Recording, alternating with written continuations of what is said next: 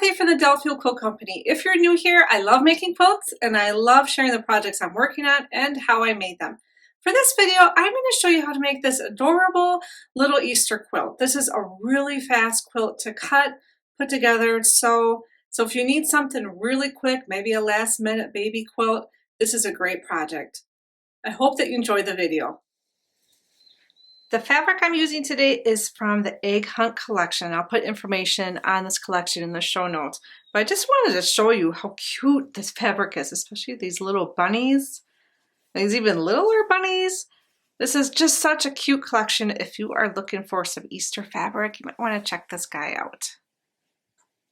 So this quilt finishes about 54 inches by 54 inches. In regards to the fabric that you're going to need for it, you really need about 2 3/4 total yards for the center part. I wanted to have quite a variety in here, so I actually cut my squares from a variety of fat quarters from this Egg Hunt collection. You're going to need a total of 36 8.5 inch squares and a total of 72 4-inch squares. For the border, you need about 7/8 of a yard, for the binding about 1/2 yard, and for the backing about 4 yards. Okay, so I've already got all of my squares cut out, and I'll just show you how to put these blocks together. This is a really fast quilt to put together. It's really not too much cutting, measuring, sewing, that kind of thing. So if you need something quick, this is a great one. So to start, we're going to take our 4-inch blocks. There's 2 ways that you can do this. You could either flip it over and draw a line diagonally from one corner to the next. You would want to use a fabric-friendly pencil. I'm just using this for an example. I'd probably use a fabric pen for that. Or if you want to go super fast, I would just take these, fold them in half, and then just give it a press. I'm actually going to use this method because I feel like it goes super fast. All right, then once you have your 4-inch squares marked or folded like I did, we're going to take our 8.5 inch block, and then we're going to line up the corner of a 4-inch block that has a marking down the diagonal. So I got my corner lined up, and I'm actually going to place another one right here at the opposite corner. And same thing, just going to line up the edges. And I'm going to just put a pin to hold both of those in.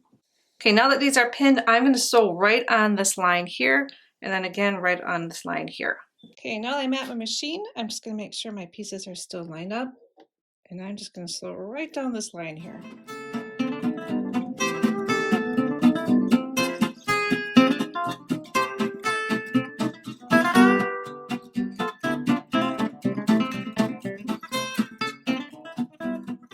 Okay, now that I've got this sewn, I'm just going to take the pins out, and then I'm going to trim 1/4 inch from the sewing line on both of these sides.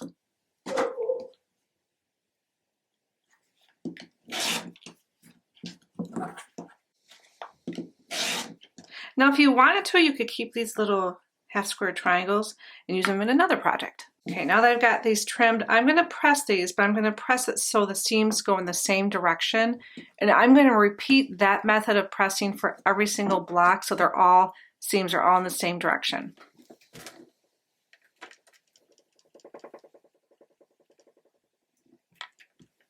Okay, now that I've got that all nicely pressed, I'll show you how to put the X block together. So we're going to need 4 of these, or 4 that are of different patterns.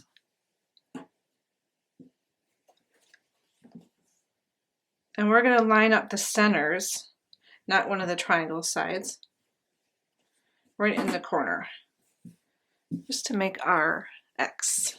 Okay, so this is one of the X blocks. And then I'm just going to go ahead and sew the top 2 together and the bottom 2 together, and then sew these 2 rows together to create this block. And when you're sewing your blocks together, you just want to make sure that you've lined up the seams.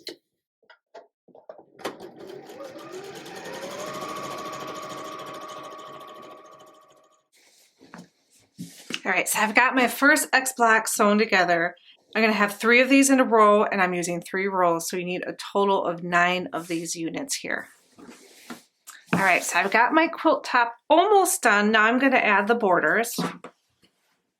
And for the borders, I'm using 3.5 inch strips, and I'm basically just going to add the borders to 2 of the sides, and then I'm going to add it to the top. You probably do need to piece your fabric together unless you have some very wide fabric that you're using. If you're using standard yards that are about 42 to 44 inches in width, you probably need to piece your binding pieces together.